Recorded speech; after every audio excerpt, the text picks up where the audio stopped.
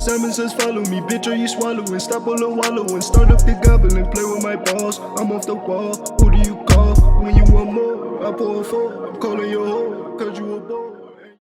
What it is, what it do, folks. Back again, your guy Dope the Phenom, aka Trippy OG. Oh my goodness. When I say this man's jerseys be looking fire, especially that gray one, I needs it. The burgundy and orange. Without further ado, we have Troy from the Knicks recap. My main man, what it is, what it do, bro. How you feeling, man? Hey, what's going on, brother? Appreciate you for having me on, man. Thanks, man.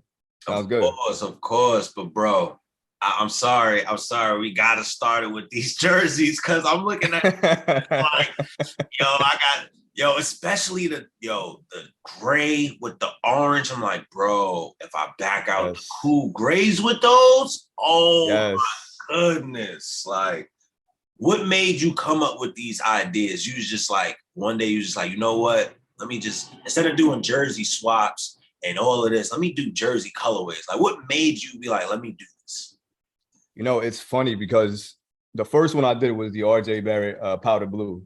And that shit went wild. I didn't even know that shit was going to go wild like that. I was in the crib just messing with some photos. I was late at night. I didn't think nothing was going to happen. And then all of a sudden, like, just posted it real quick. You notice nothing's on that. I usually post my stuff on there, like my tags and stuff. There's nothing on that. I posted it late at night, thought no one's going to happen. I woke up to like 850 likes on that shit. I was like, what the? It blew up. And the reason I started doing that was because there's no newness in jerseys nowadays for the Knicks. There's none. I mean, you got orange and blue, blue and orange. I mean, sometimes you might get green in there, but you get nothing else. You get nothing else. So, I mean, personally for me, it's not about, everybody likes to think it's like, if it's not blue or orange, it's not the Knicks. Knicks is here. Whatever you rock is your choice of style and your colors. And that's really what it is. It's to give people an alternative to say, yo, listen, I'm a Knicks fan, but I can rock a red and I can rock a blue and still be Knicks.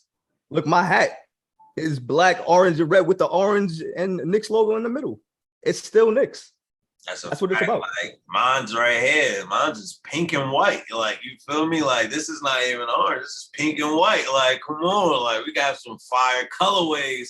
They just got to stop trying to be basic, man. But blessings on that, because I'm telling you, I can't get over it. When I seen that gray one, I was like, I'm sold. I needs it.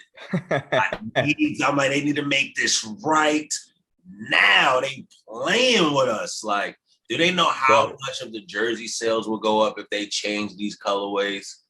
It's ridiculous. Yo, bro, I've been tagging them, trying to get them to hear me and listen. So I hope they listen to one and make one. I got an exclusive actually for you. So there was a Bernard King. I posted this on Twitter, but I didn't go into detail on this though. There's a Bernard King jersey. It was all white with navy stripes and basically burgundy colors right in the center. So it's pretty fire. It's a while though. It's been a while since anybody's really done that colorway. Nobody's seen white, burgundy, and navy. I don't really like the navy too much, so I stripped that away. So I'm gonna drop probably tomorrow. I'm gonna drop an RJ Barrett colorway jersey in a Bernard King edition style. Oh, y'all heard it first. Oh my, I already see it because I remember the jersey we're talking about. That shit is going to be bananas. Yes, sir.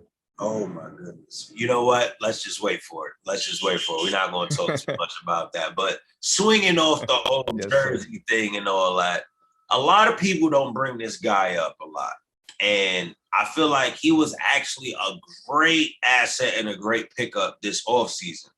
What do you feel my guy iHeart really brings to the table when it comes to this team, the way we may do rotations, his overall style as a player? What does he bring to this Knicks team that we lack? In an offseason built with so much free agency talk, it's amazing how Hartenstein went underrated in terms of the signing. Nobody's talked about it. There's been maybe 4 or 5 articles that's really highlighted his abilities. Yep. He's, in terms of a signing, and this goes based off of minutes. If he gets consistent minutes, I'm saying 20 minutes a night, he probably would be the best big man value signing of the offseason, hands down. If you look at his numbers based in terms of just rim protection, when he's on the floor, he's better than Mitchell Robinson. He's better than Mitchell Robinson. Let's talk about in minutes played when he's on the court in terms of rim about protection. So everybody who's thinking he's not going to get minutes because, you know, maybe he can shoot the three. He just started shooting the three, actually. He just started doing that. He wasn't even a three-point shooter. So to say that that's all he can do, then you don't know his game. And one of the biggest assets and why I think he's going to be a Thibs favorite is his passing ability.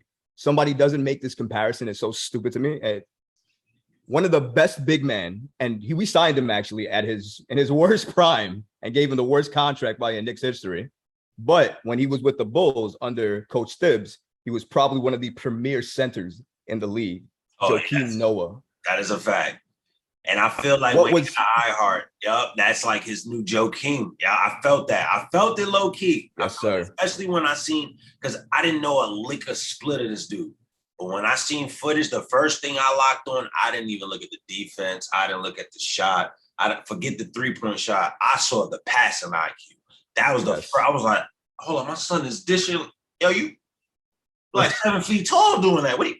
Right. Yeah, come here. Like, come play ball on this side. Like, yeah, I definitely see what you mean by that. So he's passing, he can rebound, he can defend, and he can rim protect. You telling me he's not gonna be a Thibs favorite? Come on, man. And he can pass. Passing big men are so under. Name 5 passing big men right now who can do it well. I can probably name 2 with Jokic and Joel Embiid. I'm just about to say that's all I got for right now. I mean, well, no, Towns ain't a 5 no more. Not yet. And he could. He could. When he adds that, he'll be one of the premier big men in the league. He's getting there, but he hasn't added that yet. There's nobody else. Honestly, yeah. When you go past them 2, that's really it. That's why it's so underrated, and nobody's talking about it. I'm telling you right now, give this man consistent minutes. This Knicks squad looks different.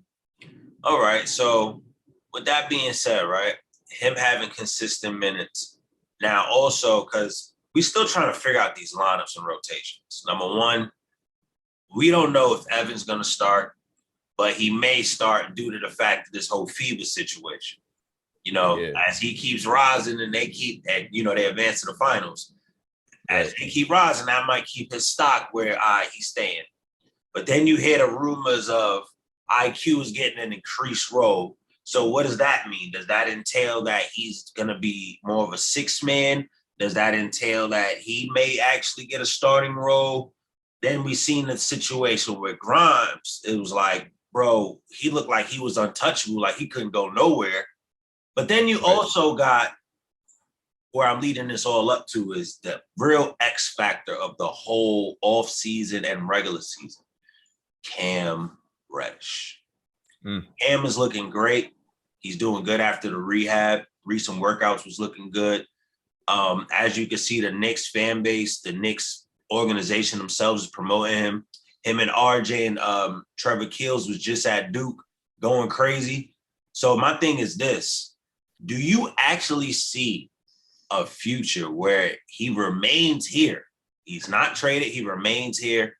And they actually let them two play in the same lineup consistently.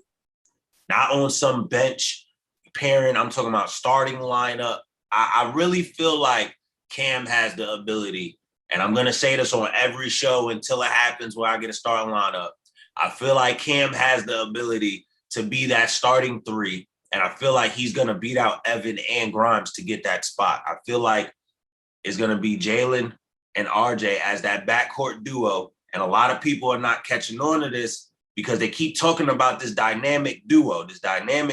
But then you hear some reporters saying this dynamic backcourt duo. So I'm like, hold up. Right. In order to be in the backcourt, you got to play the 1 and the 2. So who's going to play the 3? Because it don't make sense for Grimes to play that, and he's shorter than RJ.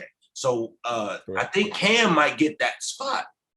He might just get that spot. But what's your take on it? How do you feel about this whole situation of all these players and just, Cam Reddish situation and as an overall thing? I like him. underrated in terms of his ability. People still don't see that. He hasn't really played a full season. If you think about it, he's been injured basically every season. He's not played a full season. That's a knock against, maybe his durability, perhaps. Maybe he's gotten stronger. You can say what you want to say about Cam, but his offensive game, his talent, I mean, you saw it. And when he was on with Atlanta and he was getting consistent minutes, I mean, he was putting it on. He can score, and the team needs scoring. So absolutely, can Cam get a role on the team?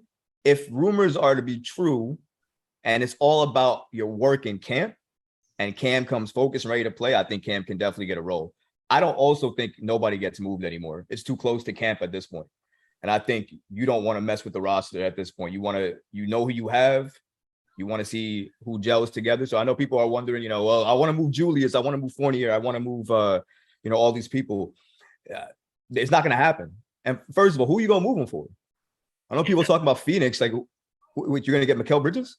For who, Julius Randle? Come on, man. You're not going to get him.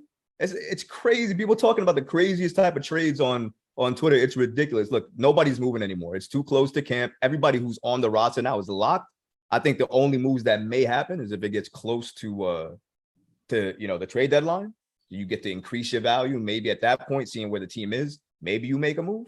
But in terms of Cam Reddish getting moved, I don't think he gets moved. I hope that the reports are true that he gets minutes. I think he deserves minutes. I think it's a robbery that we haven't seen RJ and Cam consistently. Like, how has it been since Duke that we've seen that? Isn't that crazy?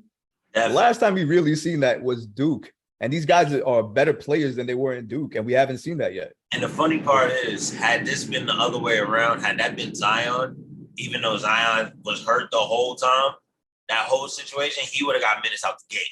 You get what I'm saying? Out the gate. Yeah. So it's like, I get it, but it's like, it's tit for tat. But with that being said, how do you run these rotations then under Tom if nobody gets moved? How do you actually make this work? How do you make this work? I know for you, and I said I don't mind this because I've thrown this lineup out there. This is my favorite line. This is the lineup that I would go with just based off of what I see in terms of talent and who I think fits best together. I go with Brunson, Grimes, RJ, Randall, and Mitch. And that's probably the most realistic lineup.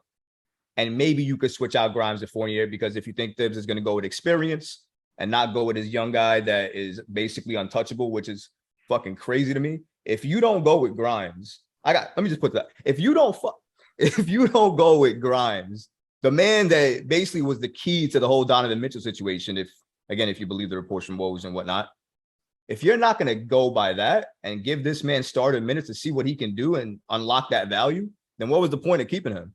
To ride the bench for 30 minutes? Doesn't make sense. See, this is where it gets confusing to me, right? At first, I felt like that. But then, like I said earlier, with the increased role that they're saying IQ, it kind of throws me off. But then I also factor in Cam, because it's like, yeah, Grimes, they probably didn't want to put you on the table, because at the end of the day, I'm looking at it as an owner's position. Both of these players have value. So you're not getting both. That's what you're not doing. We already know you didn't want to pay RJ this high amount. They even got a report out how they stated they felt like the value they gave Colin was the right value. That whatever $74 million contract he got, RJ was way worth more than that. So obviously they didn't want to pay RJ. We knew that. So if you see it, it's like, all right, we called a bluff on a lot of things. But for us to give a promising talent in Grimes and RJ to them with a whole bunch of picks, we was like, nah, we're not doing that. So I get that. Absolutely. But what my thing is, this is only year 2 for Grimes. There's no way his one rookie season earned him enough to get a starting spot. At least over, it don't even earn him enough to get a starting spot in my mind over IQ. IQ's rookie season goes way harder than his. So the fact when I hear increased role of IQ, my first thing is, why can't he get that starting spot? If you wanted to pair Donovan Mitchell and Jalen Brunson in a backcourt together, and everybody's worried about size and height, why can't you do the same thing with IQ? And he's a better defender. Why can't you do the same thing? That's a good argument. And you know what? I wouldn't mind to see IQ tried to get that starting lineup role, but He's earned here's the it thing. at this point. Here's the thing, though. I think personally, his role this year is for 6-man. That's And what I I love think. it. I love it. And I think that's just because. Look, listen. IQ for Thibs, the way he's been playing him, he's his scoring punch off the bench. He's the way he controls his offense because you can play him at the 1 or 2. Obviously, you're more comfortable at the 2, but you can play him at the 1. And he seems that he's good at playing the 1. He can up his assists a little bit, 4 or 5 assists, whatnot. And I think he could still be very, very efficient doing that. And here's the thing. People are not understanding this. IQ closed a lot of games last season. Definitely did. Especially when he was on. So it's not about starting. If you're talking about minutes, I think IQ's minutes might go up this season. And that's what I think it means by increased role. I don't think he starts, but I think his minutes go up. And I think his minutes go up based on his consistency. The man is looking amazing. He looks in shape, brolic. He looks ready. And the thing about him last season is he couldn't take contact very well. He would just throw it up because as soon as he felt it. Now he's stronger. So when he takes that contact and he goes up, he'll have a little bit more control with his shot. That means possible and ones are way more likely. And his floater game was already crazy. So, if he can get back to that, because he fell a little bit away from his floater game in his second season. So hopefully he can get back to that in his third season. But if he gets back to that, consistent minutes, oh yeah, IQ can make some noise. And I think I said it before. I think he could definitely go after 6-man of the year honors. Why not? Honestly, I feel like if we give him the tools and position to be the 6-man, hands down, he's taking it. There's no imposition. Right. He's gonna take it. Like he's proven that he can do that. But I don't know, man. Like I said. So you're not a Grimes fan then? So you wouldn't want to see Grimes in the lineup then? No, I would. I'm just saying, I just don't think that, in my opinion, I don't feel like, even though he was untouchable, I get the situation, but right. I feel like if I'm basing it over overall play, who deserves it, and what can happen. Okay. I'm giving it, like, just from what I'm hearing, I would like to see IQ get that. But if I'm thinking more so what's beneficial for the team, because it's team first versus my personal opinion, you would have to put Grimes in there because that's beneficial for the team. You have a lockdown defender in RJ that's used to guarding superstar players on a nightly basis already. Then you already have a sound defender in Grimes that can help you lock up the second best player. You get what I'm saying? So that covers the tracks on defensive purposes if we have your 2 main guys and you're used to teams with big threes. If you got 2 of them already locked up, it's kind of making the game a little bit easier. You get what I'm saying? So, like I said, I have my own biased opinion because I just feel like talking about ranks and seniority and Tom likes his vets. Technically, IQ's the vet over Grimes. So I'm just saying. But nah, like I said, realistically, I do see Grimes end up getting that. It's like written on the wall. So if he doesn't, it doesn't make sense. But that's why I say, what do we do with rotations? Because now it's like, what the hell are we doing on the bench? Who comes in for what? How does Evan get his minutes? How does Quickly get his minutes? How does Rose get his minutes? How is Cam gonna get burned? We already know Obi gotta play already. We know Hart gotta play. So it's like, how do we do this? How does Tom do this? That's the funny thing because the bench is the craziest part about it. How do you control that bench? You got Rose, you got IQ, you got Grimes, you got Fournier. You got Hartenstein. Maybe you want to play Sims a little bit, but Sims probably has no minutes now. None. Behind Hartenstein, there's none unless Hartenstein plays some of the 4, but then you take away minutes from Obi, which doesn't make sense because you want to give Obi more minutes. So there's really no minutes to go around. And then look, Cam's the odd man out because where does Cam go? Because realistically, what you're thinking off the bench is probably going to be Rose, IQ. If Grimes starts, it'd be Fournier. And then, who would be after that? Obi Toppin. And then it would be Hartenstein at the 5. Right. So then where else are the minutes? Who else is getting minutes? That's why it's going to be hard to crack that. Like and I would love to see, like you said in the beginning, Brunson, RJ, and Cam.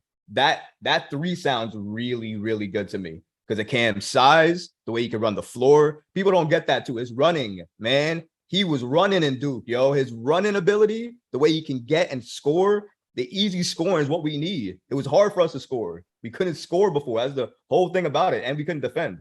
if Cam can live up to his length and athleticism, he can be an elite defender. He can grow into that, especially under a coach like Thibodeau. But he has to buy in, and Thibs has to buy into him. Based on reports, it seems like he doesn't buy into Cam.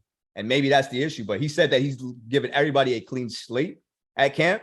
So hopefully that's true. And if it is true, I think Cam can definitely earn minutes. I want to see it, man. That's what I'm saying. At this point, there's no denying him. But my thing is this, right? You factor all of that in. Then now you have to factor in this supposedly 4-team trade that came out. It's not official. No, I'm not saying it's happened, but it's supposedly a thing. You know, the whole Brondanovich and Terry Rozier going to the Lakers. But then I'm like, how does that make sense when the Lakers have damn near like 4 point guards? They got Kendrick Nunn, they got Schroeder again, they got Patrick Beverly and Westbrook. Yeah, so that Schroeder shit is crazy, bro. Yeah, so $84 million to like what, 2.3, bro? 2.4 or something like that. So then I'm like, all right, so you do that, right? So I'm like, you got 4 point guards over there. So what are you gonna do? Does the Jazz, because the 4-team trade is the Jazz, then you got the Hornets, you got us and the Lakers. So I'm assuming that if you get in Brondanovich and Terry Rozier to the Lakers, then the Jazz must be getting Westbrook. The Knicks, somewhere in this, we got to be sending somebody off, because I keep saying the way this lineup is going into training camp, you still have to make another move. You have to make another move. You can't keep the roster the way it is. You can't. It's not going to work. Somebody's not going to get burned, and it's not going to make sense. The thing is, the craziest thing is the Fournier thing was the most realistic one, actually, because nobody wanted Randall. Nobody still wants Randall. Randall it's unfortunate, but he has no value. And the value that the Knicks. Yeah, go ahead. Evan is going to have to go to the Hornets. He's going to end up getting traded to the Hornets. Because why? The Hornets have made no moves to ever help that roster ever since Bridges went out. They didn't do anything good. They didn't do any major pickups. They didn't really draft that good. You get what I'm saying? So the best thing they can do is try to get a pick out of that. And then also, hey, you could take Evan. You know what I'm saying? Like, take Evan. That's the best we could do right now. And then I'm looking at the way the media itself, meaning just New York media, like not us fans, just the New York Knicks. Right. Yeah, they barely, the way they promoted every player on this team so far, and you would think that even with Evan being in this tournament, they would have promoted him crazy. You barely see Evan getting promoted like that. I'm sorry, you got to key into certain things, bro. They are barely promoting it like that. That's us promoting it, and then if they see that it gets crazy, then they end up promoting the same clip. Like, come on, bro, we see it. We all see it, y'all. We're not dumb, folks. We know that y'all watching us, and then y'all using that to do it. But we love y'all for that, because at least we know y'all love us fans. You feel me? But that's what I see. I don't know if I'm reaching, but this is what I see. I don't see them really promoting Evan enough. So maybe it's still knocking on the door. You know, it's look, listen, in the NBA at this point, when KD asked out and shocked the damn world, I mean, nobody really expected that to happen. We wanted it. Nobody really expected it to happen. Nobody expected him to have dinner with Steve Nash and his GM and make up and not want out after. So nobody expects these things. The NBA is crazy nowadays, so I don't know what to expect. So maybe you're right. Maybe it goes down that way. Maybe I don't know, man. It's so tough. If you look at the whole situation right now with the Knicks and their roster situation, Fournier has to be the one to move, because who else makes sense? Because if you move Fournier, then you open up automatically Grimes and Reddish time. Automatically. It's automatic. You know what I'm saying? And it's just one piece. And everybody's saying, oh, well, you can move Evan and Derrick Rose. I'm like, you don't move Derrick Rose, because Derrick Rose is the engine to the second unit. And not only that, Derrick Rose is the engine to unlocking the potential in the kids. That's the main figure of Derrick Rose. Like, that's the reason why IQ goes off. That's the reason why even if IQ starts, and I was saying this on the other show, Past, Present, Future, If IQ starts and then say Grimes takes the role of IQ, how it was with D Rose, imagine what he could do for him. You get what I'm saying? Like, just to get him ready for that year. And then they do the switch like that. Like, you know what I'm saying? There's different aspects to this whole thing of why D Rose is so much important. And I keep hating that people keep saying, oh, you need to get D Rose out of here. Bro, he is a key factor to this team for a reason, a multiple of reasons. You don't let his voice too, his voice in the locker room too. You know, it's funny. I had an interview with Greg Schwartz from Bleacher Report. He covered Cleveland a lot. He was in the locker room with LeBron James and Kyrie Irving in a lot of the games, championship games. Mm-hmm. And it's crazy. You think he would mention LeBron James a lot. He didn't. The people he would mention is the players like Richard Jefferson, people who would be like, you know, kind of people who get the locker room together, people who would kind of take away that negativity. Definitely. Derrick Rose is that player. That's who he is. He's the locker room leader who can, if Randall's going off sometime, he's the guy, yo, stop for a second. Listen, you're a vet, you're a leader here. You gotta show that. And Randall respects him. He already has the respect of literally every single NBA player because of what he's been through, what he's done, and what he's come back from. That's a you fact. Can't deny this man. So he has the respect already. You have a guy like that in your locker room, and people want to get rid of him. That's wild. that's wild to me, man. So, that is a big fact, man. So I don't know, man. This season is looking kind of shaky in a good way. In a good way. Like me personally, my prediction is I see us, even though with a stacked East, our team is so deadly. If Tom can literally just make sure these rotations are the right way and he stays true to them, we could crack top 5. We could crack at least top 5. And I don't care. I'm sticking to it. Like top really 5? Top 5, bro. Like really, I get you. Man. I don't know about that. See, a lot of people forget this. The teams on the East are stacked, right? But then you got to figure this. Some of their benches is ass. You're forgetting that there's an 82-game season. So some of these players, sadly, are going to get injured. That means they're going to miss some time. Time missed, games lost. Things change, right? Then we have a trade deadline. So if you're any one of those so-called stacked teams, what I mean, when a deadline comes, you're one of the first teams that are going to be doing some moves. So now your team has to build chemistry all over again versus teams like ours, where all we did was just add a few pieces in. These kids already been with each other. You get what I'm saying? Now they get to crack the potential.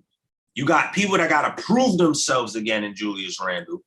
You got a guy in RJ Barrett that's just been finally given the keys. Now he gets to go epic. Yes. You got JB actually becoming the front runner man instead of being behind someone in Luka. You got Grimes about to be battle tested. IQ getting increased minutes. Obi finally coming into his own. Right. We got a team full of underdogs. And we from New York City. And you got mainly half the people that are on this team want to be here. So they know what the fans want. They know what it takes. We're not really scared of these teams because this same situation that's going down this season, it's the same thing that happened when we ended up being the 4th seed. They said the same crap. We got talked about the whole time. Vegas was betting crazy on us. We was cooking. You feel me? It's not hard to do again. It's really not.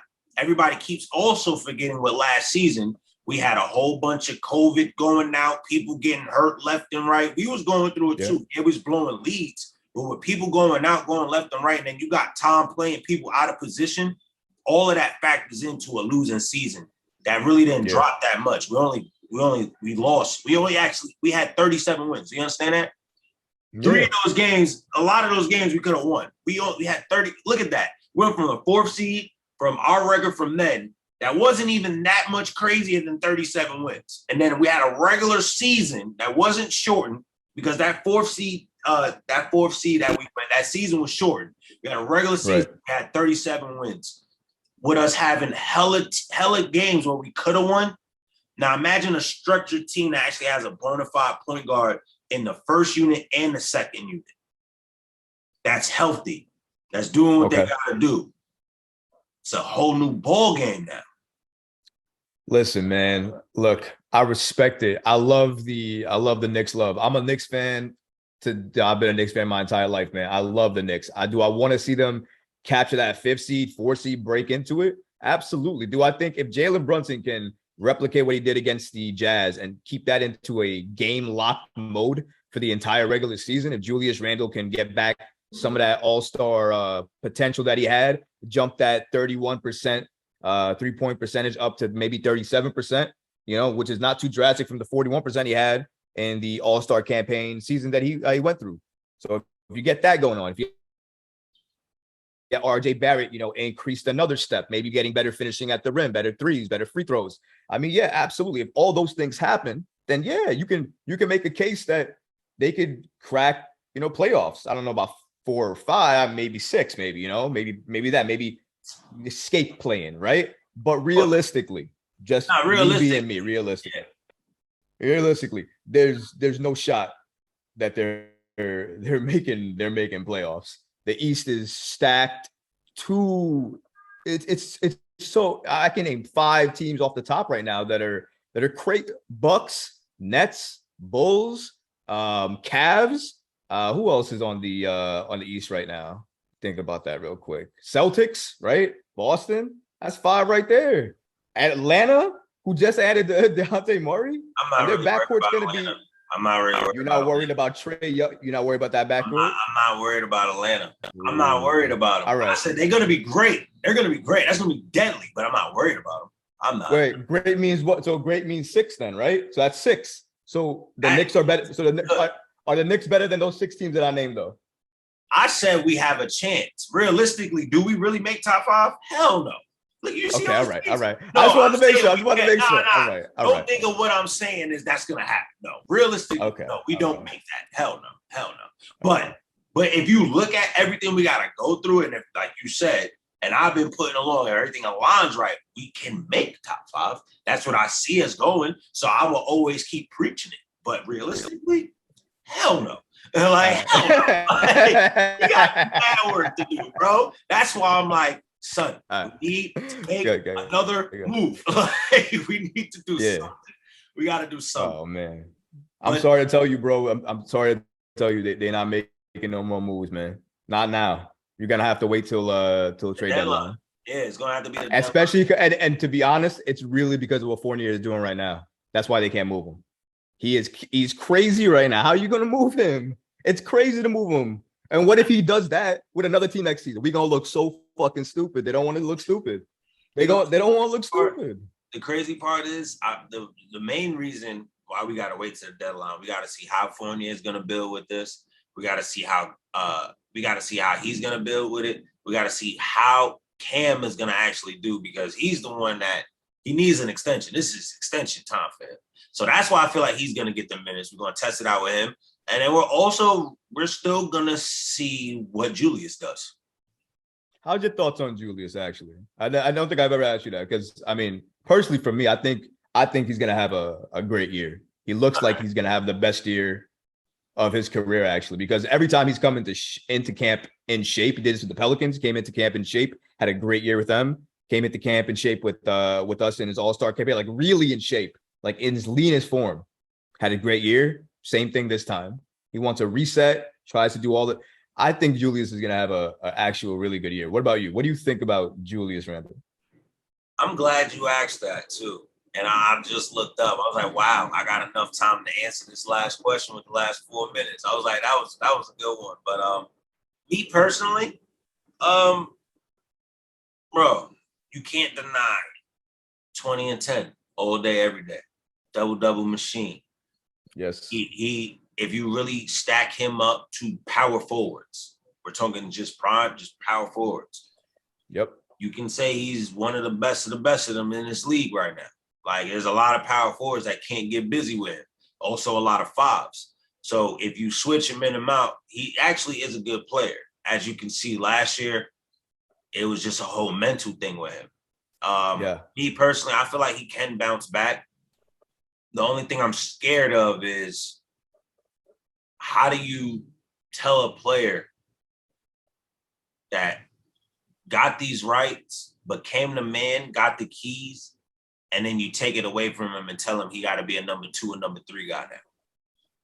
How do you as that person, as that player, take that and roll it into the season? Like, yeah, you buy into it, but what if we start out, God forbid, we start out weak and we start losing?